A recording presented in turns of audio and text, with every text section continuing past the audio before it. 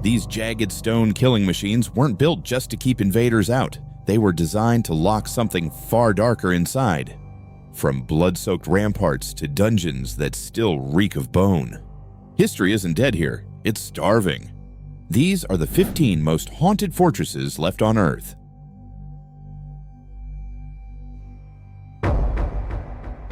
1. Bran Castle, Transylvania, Romania. Everyone thinks they know Bran Castle. They see those red-capped towers and immediately think of Hollywood vampires. But the real history is far more grounded in blood and stone. Perched on a jagged limestone cliff in the Bran Pass, this place wasn't built to be a scenic getaway. In 1377, the Saxons of Kronstadt were granted the right to build a stone fortress here, serving as a massive customs post and a defensive wall. It was a checkpoint of life and death for anyone moving between Transylvania and Wallachia. If you were an invader, this was the last thing you wanted to see on the horizon. If you walk through the courtyard today, you'll see an old, deep well. It looks decorative now, but local lore suggests it once connected to a labyrinth of underground passages used during the brutal sieges of the Middle Ages. In 1920, during renovations for the royal family, workers discovered something even more unsettling: a secret staircase hidden behind a fireplace. For centuries, people lived in these rooms never knowing someone could be moving through the very walls beside them, watching through the cracks in the masonry. That's the true essence of Bran. It's a place of hidden voids. Then there is the matter of the heart. Queen Marie of Romania loved this castle with an almost obsessive devotion. When she died in 1938, she requested her heart be removed, placed in a jewel-encrusted golden casket, and buried in a chapel on the grounds. It stayed there until the rise of the communist regime forced it to be moved. Even today, visitors walking the narrow corridors near her former apartments report a sudden, suffocating scent of violets, the Queen's favorite perfume. It appears out of nowhere in the dead of winter, even when the air is freezing and the rooms are empty. As for the Dracula myth, the real-life Vlad the Impaler likely only spent a few nights here, perhaps as a prisoner in the damp, pitch-black dungeons. But his reputation for cruelty left a mark on the region that never quite faded. The locals don't fear a man in a cape, they fear the Strigoi. These are the restless dead of Romanian folklore who rise to drain the life from their own families. When the sun dips below the Carpathian peaks and the castle is locked for the night, the silence feels heavy, like the stone itself is holding its breath. You realize you aren't just standing in a building, you're standing inside a cold, vertical graveyard of history that isn't finished with the living. 2. Tower of London, London, United Kingdom. In 1674, workmen at the Tower of London were clearing out a staircase in the White Tower when they uncovered a wooden box that had been sealed for nearly 2 centuries. Inside were the skeletons of 2 children. These are widely believed to be the princes in the tower, 12-year-old Edward V and his brother Richard, who vanished in 1483 after their uncle, Richard III, locked them away to secure his own crown. To this day, night guards report seeing 2 small figures in white nightshirts huddled together in the bloody tower. They don't speak, they just stand there, clutching each other in total silence before fading into the stone walls. The tower is essentially a 1,000-year-old scar on the bank of the Thames. William the Conqueror built the White Tower to loom over London like a threat. And for centuries, it was the final stop for those who lost the political lottery. Anne Boleyn, the second wife of Henry VIII, met her end on Tower Green in 1536. Her ghost is perhaps the most persistent resident. In 1864, a sentry was found unconscious at his post near the Queen's house, at his court-martial for sleeping on duty. He claimed a headless woman in white had emerged from the fog. He lunged at her with his bayonet, but the blade passed through her like smoke.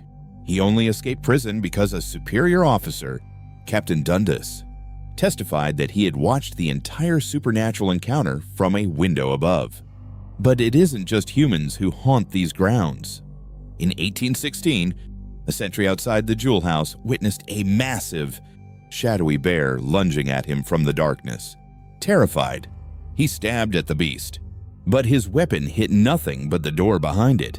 The guard was so traumatized, he died of shock just 2 days later. People often forget the tower housed the royal menagerie for over 600 years. Lions, tigers, and even a polar bear were kept in horrific conditions. It seems the trauma of those animals left a mark just as deep as the human suffering. Then you have the Salt Tower. It's a place that feels physically heavy. During the 16th century, it was a hub for the torture of religious prisoners like the priest John Gerard. Today, visitors frequently report a suffocating sensation or the feeling of cold. Invisible hands brushing against their necks. Even the yeoman warders, who live within the fortress, admit that their dogs often refuse to enter certain rooms.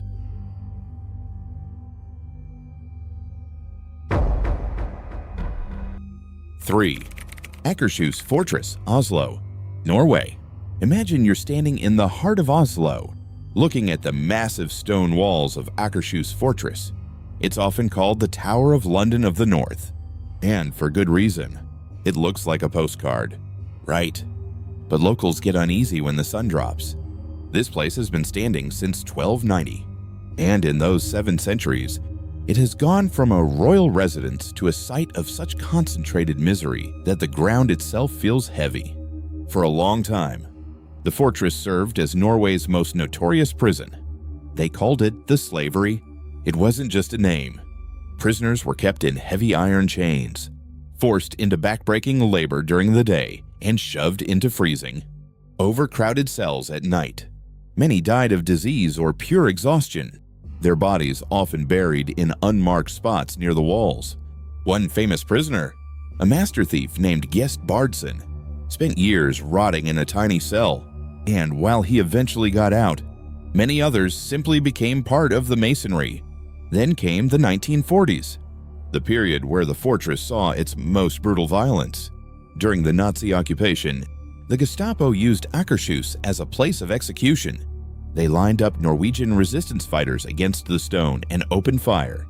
Even today, visitors claim they can hear the phantom sounds of boots clicking on the stones and the muffled shouts of men facing their final moments. It's a chilling reminder that some things just don't wash away with time. The most terrifying legends involve the things that were never human. If you find yourself near the Virgin's Tower, watch the shadows. That's where the Faceless Woman, or Mantelgeisten, is known to appear. She drifts out from the corners wearing a long, dark robe. When witnesses get a look at her, they realize there are no eyes, no nose, and no mouth, just a smooth, terrifying blankness where a face should be. Even worse is the legend of Malkinesen, the nasty dog. Centuries ago, a black dog was purportedly buried alive near the gates to act as a supernatural guardian. They believed a spirit sentinel would protect the fortress forever. To this day, people report seeing a massive, shadowy hound pacing the perimeter. The legend says that if Malkinesen approaches you, you will die within 3 months. It's not just a ghost story, it's a death sentence. When you walk through those gates at twilight, you aren't just visiting a museum. You're walking through a long history of pain and ancient curses. If you hear the sound of heavy breathing behind you or see a shadow that doesn't match your own, don't.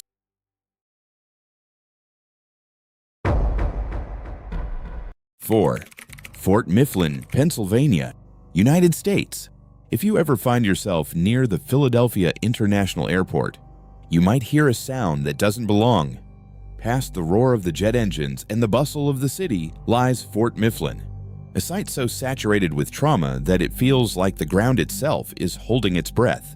This place earned the nickname the Fort that Saved America during the Revolutionary War. But that title came at a horrific price. In 1777, 400 soldiers stood their ground against over 200 British ships. At the peak of the siege, the British were lobbing 1,000 cannonballs every single hour. The fort was practically leveled. And the men inside weren't just fighting, they were being pulverized in a meat grinder of iron and stone. It was the greatest bombardment of the Revolution, leaving the marshy earth of Mud Island thick with the remains of those who refused to surrender. But the misery didn't end with the birth of the nation. During the Civil War, the fort's damp, windowless casemates were used to house prisoners in conditions that were nothing short of a nightmare. This is where we meet Private William H. Howe. He was a Union soldier convicted of desertion and murder, and in August 1864, he became the only man ever executed at the fort. They marched him to the gallows with a black hood over his head to hide his face from the crowd. Today, people exploring the cold, underground rooms, particularly Casemate 11, report seeing a man in a Union coat. When he turns around, there is no face, just a smooth, terrifying blank space where his features should be, still wearing the spectral remains of that executioner's hood. Then there's the screaming woman, Elizabeth Pratt. Her story is one of the most documented in the city's paranormal history. After a bitter argument with her daughter, the girl died of yellow fever before they could reconcile. The weight of that unfinished business drove Elizabeth to take her own life in the officers' quarters. The screams she left behind are so visceral and loud that they've triggered actual police responses. Local residents have called 911 more than once, convinced a woman was being murdered inside the fort. When the cops show up, they find the gates locked and the buildings empty. Whether it's the lamplighter who looks so solid, tourists mistake him for a living reenactor, or the heavy, suffocating air in the powder magazine. Fort Mifflin is a place where history doesn't just stay in the books. It lingers in the shadows, waiting for the sun.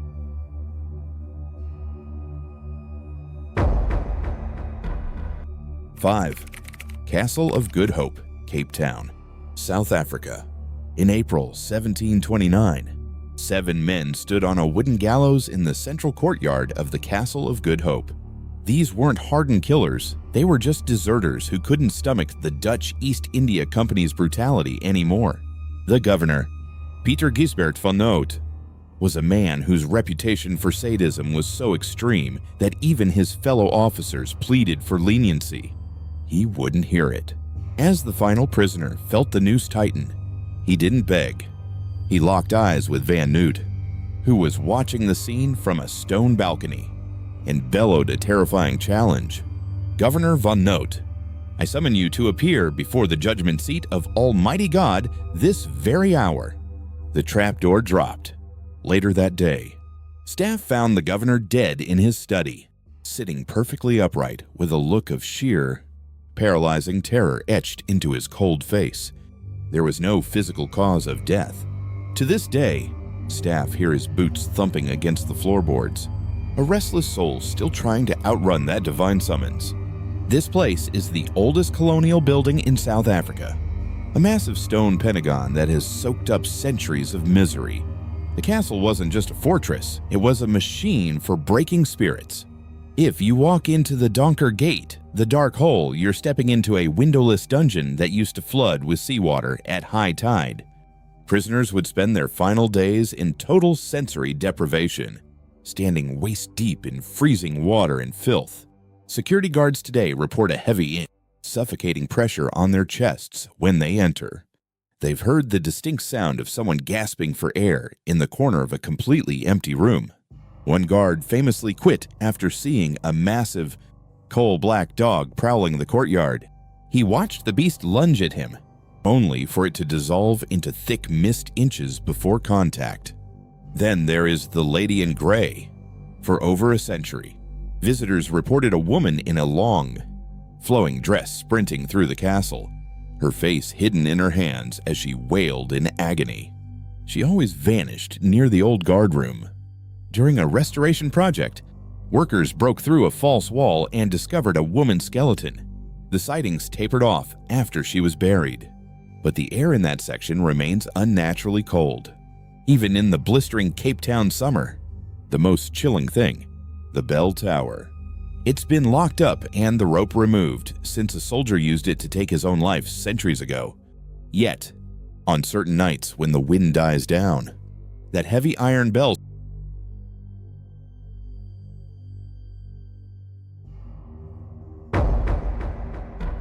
6. Fort George, Nova Scotia, Canada.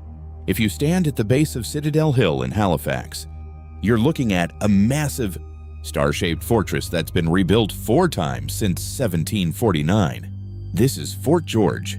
On paper, it was the ultimate British deterrent, so intimidating that no enemy ever actually dared to attack it.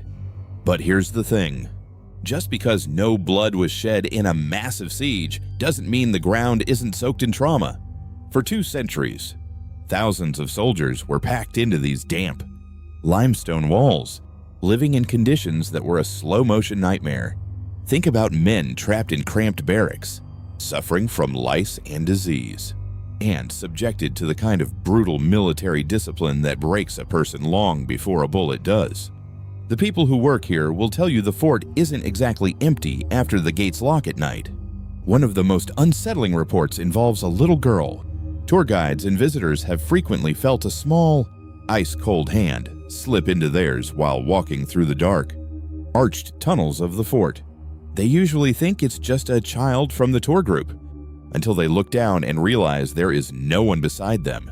Some local legends suggest she was the daughter of a soldier who died in a well on the grounds. But regardless of her origin, she's known to follow groups, sometimes even tugging on the coats of tourists as if she is trying to lead them somewhere. Then you have the Gray Lady, the most famous resident of the Cavalier Building. Her name was Cassie Allen. In November of 1900, she was set to marry a soldier stationed at the Citadel. She waited at the church in her white gown, but her groom never arrived. When a messenger went to the fort to find him, they discovered he had taken his own life in the barracks. Cassie's grief was so absolute that it seems to have stained the building itself. Security guards today still report seeing a woman in a flowing dress moving through the second-floor mirrors or walking the veranda. She doesn't just appear, she leaves behind a heavy-ish, unmistakable scent of roses in rooms that have been deadbolted for the night. Even the skeptics have trouble explaining the sentry. Multiple witnesses have described a man in a full 19th century Highlanders uniform standing guard near the old powder magazine. He looks so solid, so real, that people have tried to talk to him, only for him to vanish into a stone wall. It makes you realize that while the fort never fell to an enemy, it's still holding its inhabitants captive.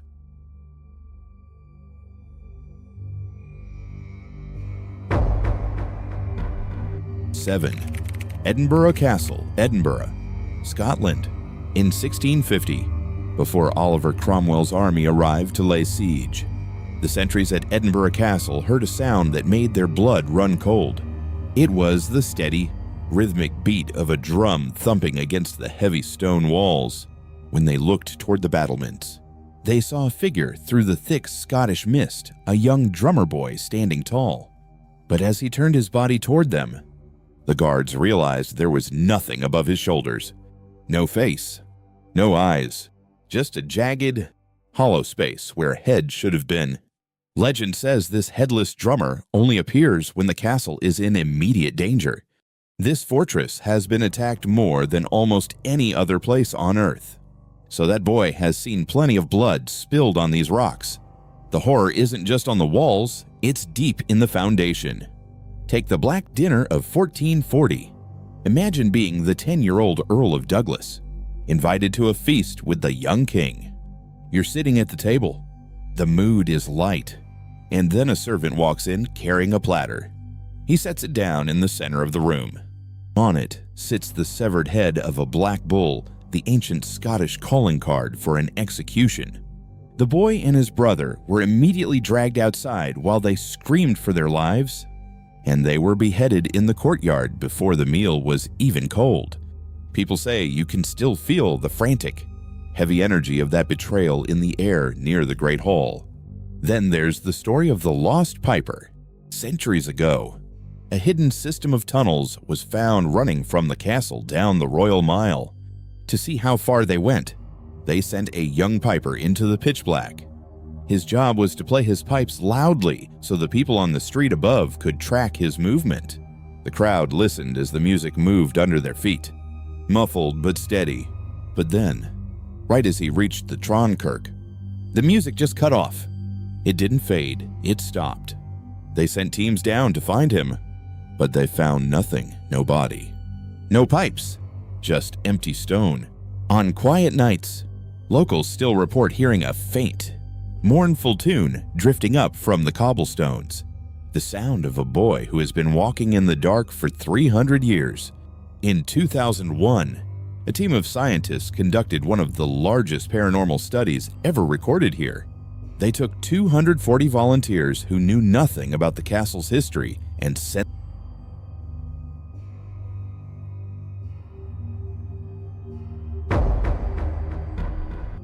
8. Fort Bhangarh, Rajasthan, India. Imagine pulling up to the edge of the Sariska Tiger Reserve in Rajasthan. You see these massive stone walls, but before you can even get close, you're stopped by a sign from the Archaeological Survey of India. It doesn't just list the history, it issues a legal mandate. Entering the borders of Bhangarh before sunrise and after sunset is strictly prohibited. In a country of over 1 billion people, where space is a luxury, an entire city stands completely empty, and the government is so concerned about what happens there after dark that they've legally barred you from entering. Bhangarh wasn't born as a nightmare. In the late 1500s, it was a masterpiece. Raja Bhagwant just built it for his son, Madho Singh. It had everything: lush gardens, massive temples, and a sprawling marketplace. For a while, it was a jewel of the desert. But then, the stories diverge. One version says a local ascetic named Baba Balunath allowed the fort to be built under one condition: the shadows of the palace must never touch his meditation spot. When a later prince grew arrogant and added on to the palace, the shadow fell. The holy man's curse was immediate, and the city supposedly withered away. But the story the locals really fear involves Princess Ratnavati. She was said to be incredibly beautiful, attracting suitors from all over India. One of these suitors was a sorcerer named Singya. He knew he didn't stand a chance, so he tried to use black magic. He enchanted a bottle of oil intended for the princess, a potion meant to make her fall hopelessly in love with him. Ratnavati, however, sensed the dark energy. She threw the bottle against a massive boulder. The magic worked in the strangest way. The boulder itself became attracted to Singya, rolling down the hill and crushing him to death. As he died, he cursed the city. Everyone in Bhangarh would die, and their souls would be trapped forever, never to be reborn. By 1783, after a brutal famine and a series of bloody conflicts, the city was completely abandoned. But the curse stayed. Today, if you walk through the ruins, the first thing you'll notice is that none of the houses have roofs. Locals will tell you that it's impossible to build one the moment a ceiling is finished. It collapses without explanation. Visitors report an overwhelming sense of being followed. They describe the smell of old perfume in the air, or the sound of bangles clinking and distant music coming from the ruins of the dancers' Haveli. People who have tried to sneak in after dark often don't come back the same.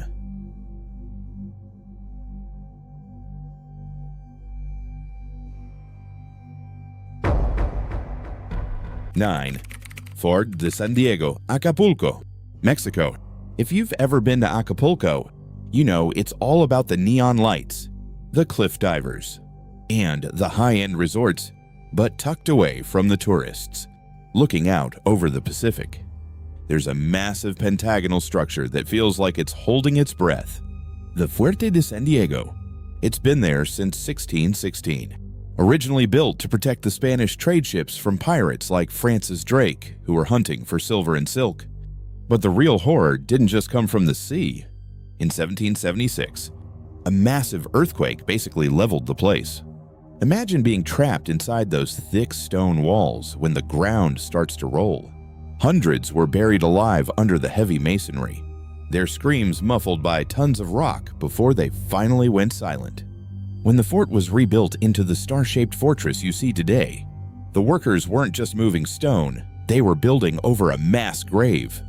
During the Mexican War of Independence, the fort became a stage for brutal sieges and executions. This isn't just history, it's a place where the air feels heavy. Almost like you're walking through water. Locals won't stay near the ramparts after dark. And for good reason. Security guards have reported the sound of heavy leather boots marching in perfect unison across the stone courtyards, even when the place is totally empty. The Manila galleons were the real prize, massive wooden ships filled with gold and spices. For the soldiers stationed here, life was a cycle of boredom and extreme terror, waiting for the sails of a pirate fleet to appear on the horizon. That kind of lingering anxiety doesn't just evaporate, but the most chilling accounts come from the room of the monks and the old infirmary. People describe a sudden, bone-chilling drop in temperature even in the middle of a sweltering Mexican heat wave. There's one specific entity, often called the Lady in White. She's seen standing on the edges of the fort, staring out at the bay as if waiting for a ship that never arrived. Those who get close say she doesn't look like a misty vapor, she looks solid, until she simply vanishes into the stone. One visitor reported hearing a rhythmic scraping sound, like heavy metal chains dragging on rock, following them from the dungeons all the way to the exit. When they turned around, the hallway was empty, but the sound didn't stop until they stepped into the sunlight. If you walk into the museum sections today, keep an eye on the corners of your vision.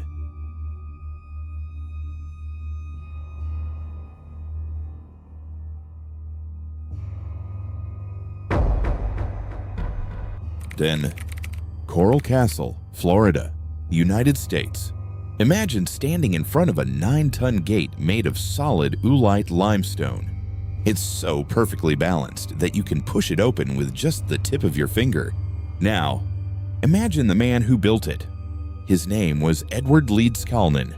He was a 5-foot-tall Latvian immigrant who weighed barely 100 pounds and suffered from a terminal case of heartbreak. In 1923, after being abandoned at the altar by his 16-year-old fiancée, Agnes, Ed started a project that should have been physically impossible. He spent the next 28 years single-handedly quarrying, carving, and moving over 100 tons of coral rock to build a fortress he called Rock Gate Park. Ed didn't use cranes, tractors, or pulleys.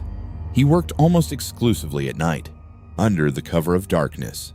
Hidden behind massive walls he built first to keep the world out. When neighbors tried to spy on him, they told stories that sound more like folklore than physics. A group of local teenagers claimed they saw massive blocks of stone floating through the humid Florida air like hydrogen balloons. When anyone asked how he did it, Ed would just look them in the eye and say he had discovered the secrets used by the ancient pyramid builders, secrets involving magnetism and the leverage of the earth. In the 1930s, when a planned subdivision threatened his privacy, Ed decided to move the entire castle 10 miles north to Homestead. He hired a truck driver to haul the stones, but made the man look away whenever he loaded or unloaded the blocks. Thousands of pounds of rock would end up on the trailer in minutes, and the driver never heard a single engine or saw a second set of hands. Since Ed's death in 1951, the site now known as Coral Castle has become a hotbed for the unexplained. Visitors report a heavy, buzzing energy that makes their skin crawl. Compasses spin wildly near the power tower, and tourists often experience sudden, overwhelming bouts of vertigo as if the ground itself is pulling at them. Some have caught glimpses of a small, gaunt figure standing near the stone telescope at dusk, a shadow that vanishes the second you try to focus on it. They say it's Ed, still meticulously checking the alignment of his stars, still waiting for the girl who never came. He died alone in a hospital after leaving a simple, handwritten sign on his gate, going to the hospital. He never shared his secret. He just left behind a 100-ton scream for a love that didn't exist, carved into stones that simply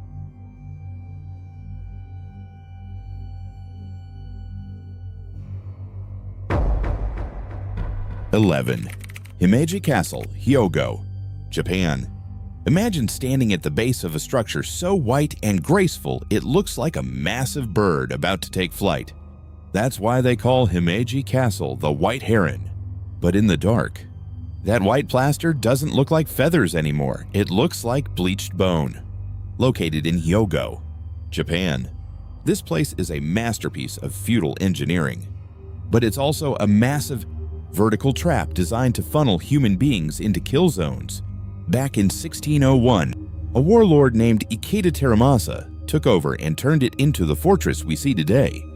He built a labyrinth of sloping stone walls and narrow paths designed to confuse invaders. If you were an enemy soldier, you'd enter through the massive Hishinomon gate thinking you were making progress, only to find yourself trapped in a dead-end courtyard with samurai firing down at you through hidden holes in the walls. One of these spots is the Harakiri Maru. Locals will tell you it was a courtyard designed for ritual suicide because it was so secluded and silent. Historians argue that it was probably just a defensive spot. But when you stand there, the air feels heavy enough to choke you. But the real horror of Himeji isn't the war, it's what happened in the servants' quarters. This is the home of Okiku's well. Okiku was a young woman who worked for a high-ranking official named Aoyama Tessen. Aoyama was obsessed with her, but she repeatedly turned him down. In a fit of petty, sociopathic rage, he decided to frame her. He hid one of 10 precious gold plates that were part of a royal set and told Okiku that if she didn't become his mistress, he'd report the theft and have her executed. Okiku was terrified. She counted those plates over and over, hoping she'd just miscounted. 1, 2, 3, all the way to 9. But the 10th was always gone. Realizing she was trapped between a life of abuse or a shameful death, some say she threw herself down the castle well. Others say Aoyama grew bored and had his men toss her in. Either way, her life ended in that dark, damp hole. To this day, staff and visitors report hearing a faint, rhythmic voice coming from the depths of the well at night. It's Okiku. She's still counting. You'll hear a low whisper. 1, 2, 3. And as she approaches 9, the voice gets more frantic. When she reaches the 10th and finds nothing, a blood-curdling scream echoes through the stone walls. Himeji makes one thing clear. You can paint a fortress as white as you want, but you can't cover up what's buried in the soil.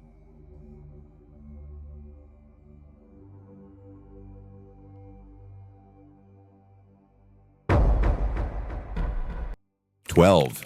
Fort Zeelandia, Paramaribo, Suriname. Imagine standing on the banks of the Suriname River as the sun dips below the horizon. The air is thick, humid, and heavy with the scent of brackish water.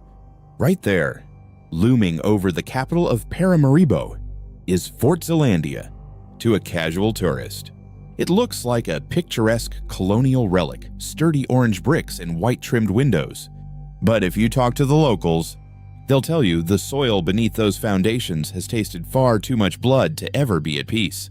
This place started as a French outpost in 1640, eventually becoming a Dutch stronghold used to protect colonial interests and, darker still, to house enslaved people. But the fort's true descent into nightmare happened much later, in December 1982. This wasn't some ancient, forgotten battle. This was modern, calculated cruelty. Under the military regime of Desi Bouterse, 15 prominent men journalists, lawyers, and union leaders were rounded up and dragged into the fort's cold stone cells. They weren't just held there, they were systematically broken. For 2 days, the sharp crack of gunfire rang out across the water, heard by people living just blocks away.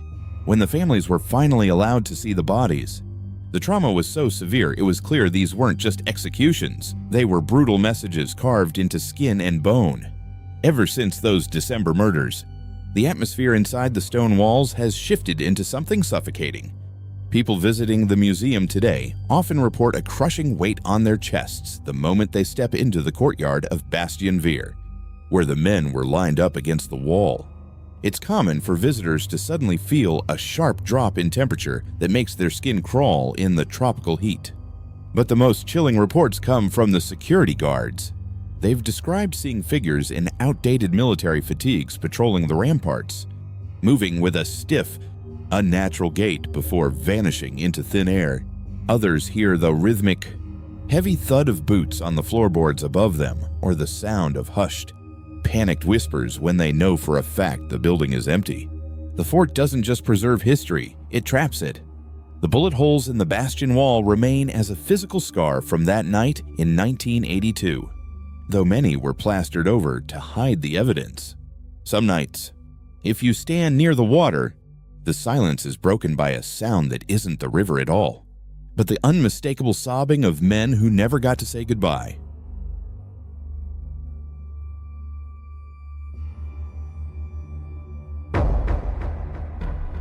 "13. Castillo de San Cristobal, San Juan, Puerto Rico. If you ever find yourself walking the massive limestone walls of Castillo de San Cristobal in San Juan, there's one spot the locals will tell you to avoid after the sun dips below the horizon. It's an isolated sentry box known as the Garita del Diablo, the Devil's Sentry Box. It sits low on the cliffside, hanging out over the churning Atlantic waves, physically disconnected from the rest of the fort. The story behind it isn't just some tourist lure, it's a disappearance that has been part of the local lore since the late 1700s. Back then, the Spanish were obsessed with protecting Puerto Rico from land-based attacks.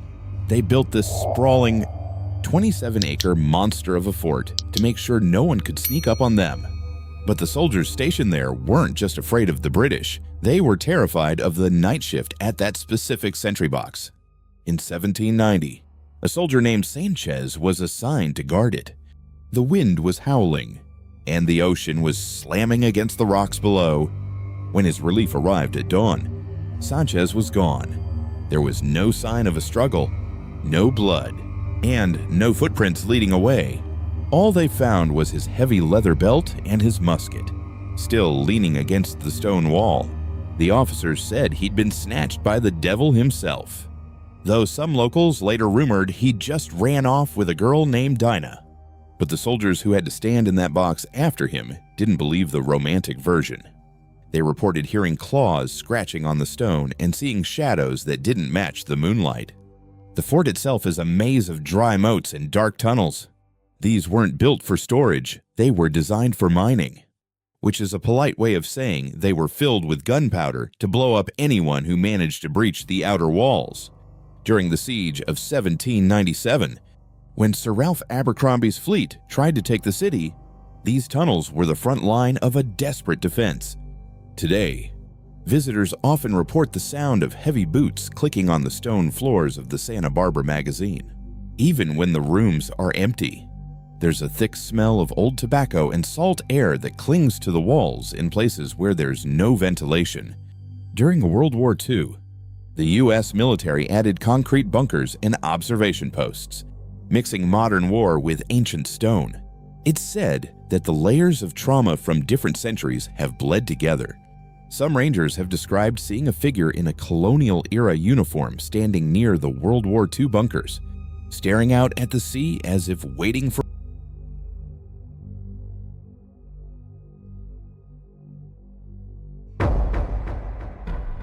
14.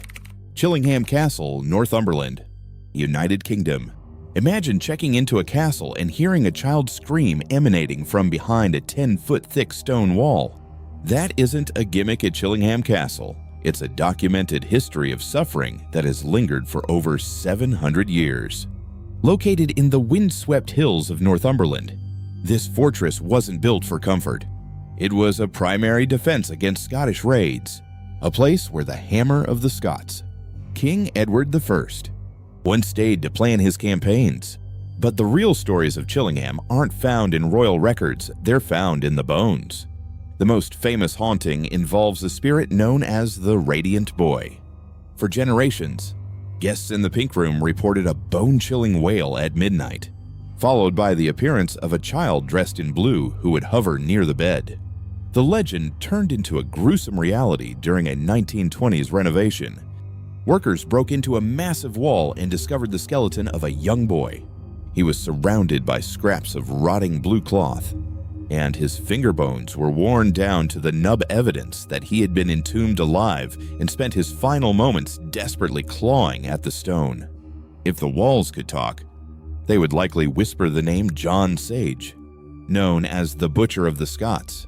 Sage was a sadistic torturer who supposedly executed thousands of prisoners during the border wars. He even designed the castle's torture chamber with a specialized sloping floor, specifically built to allow the blood of his victims to drain away. Sage eventually met a brutal end when he was hanged on the castle grounds, with an angry mob reportedly hacking pieces of flesh from his body while he was still gasping for air. Today, visitors in the dungeon describe a heavy, suffocating atmosphere and the sound of something rhythmic and wet dragging across the floor, believed to be Sage's ghost, still pacing the site of his atrocities. Then there is Lady Mary Berkeley, the Grey Lady. Her story is one of pure, quiet tragedy. In the late 17th century, her husband abandoned her to run away with her own sister. Mary was left to wither away in the castle, eventually dying of a broken heart. Guests today don't just see her, they hear her. The distinct, crisp rustle of a silk dress often follows people through the corridors, accompanied by a sudden drop in temperature and the faint, unmistakable scent of fresh roses. Chillingham doesn't need jump scares or staged effects. Between the moving furniture in the Great Hall and the unseen hands that touch visitors in the dark, the castle provides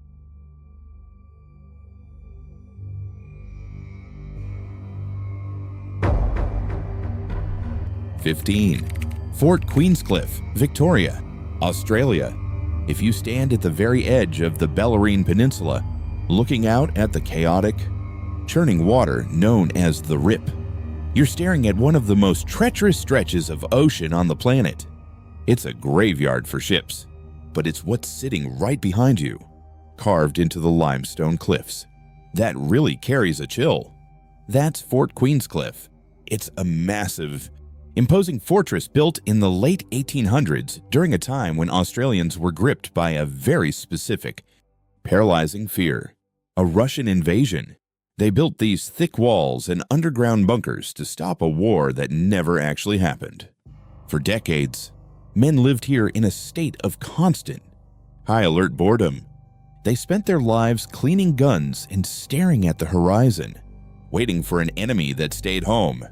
That kind of stagnant, anxious energy doesn't just dissipate, it soaks into the stone. The fort eventually became the headquarters for the Royal Australian Artillery, and it even has the distinction of firing the first Allied shot of World War I, a warning shot across the bow of a German freighter trying to flee the harbor. But if you talk to the staff or the people who've spent time in the tunnels today, they don't talk much about the guns. They tell you about the black hole. It's a tiny, windowless punishment cell where soldiers who broke the rules were thrown into total sensory deprivation. It's damp, freezing, and smells of wet earth. People today report a sudden, suffocating feeling the moment they step inside, not just the lack of space, but the sensation of someone else's panic. There are accounts of visitors hearing a rhythmic, desperate scratching coming from the inside of the door, even when the room is verified as empty. Then there's the lady in white. She's often seen near the old hospital wing or crossing the parade ground in the dead of night. She doesn't look like a classic movie ghost. Witnesses describe her as a pale, flickering shape that moves with a strange, purposeful speed before simply winking out of existence near the barracks. Some say she was a nurse who died during a local outbreak, her spirit still trying to reach her patients in the wards. But the most unnerving thing isn't what you see, it's what you hear. Guards on the night shift have reported the sound of heavy military boots crunching on the gravel paths. They'll turn around, expecting to see a supervisor, but find only the moonlit grass. The footsteps will continue for a few more paces, perfectly mimicking a soldier on patrol, before fading into the sound of the wind. Which of these 15 fortresses would you never visit alone? If you enjoyed this look into history's darkest corners, Hit like and subscribe to join the hunt. But don't get too comfortable. Next time, we're leaving the stone walls behind to enter the world's most cursed forests. See you in the shadows.